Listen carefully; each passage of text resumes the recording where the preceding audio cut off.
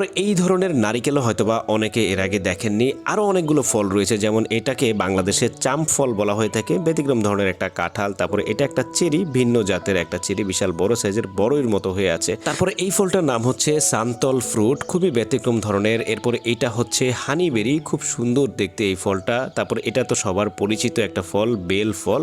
সারা পৃথিবীতেই কিন্তু এই ফলটা রয়েছে। তারপর কিছু ফল রয়েছে বনজ ফল, ছোট ছোট, এগুলোর নাম জানা যায়নি। তারপরে এই ফলটা আমলকির মতো দেখতে, এটা হচ্ছে হোয়াইট কারেন্ট, এর নাম হচ্ছে হোয়াইট কারেন্ট। তারপরে এটা হচ্ছে ব্রেড ফ্রুট, এটা অনেকটা কাঁঠালের জাতের একটা ফল। তারপরে এগুলো হচ্ছে বিভিন্ন ধরনের বনজ বাদাম।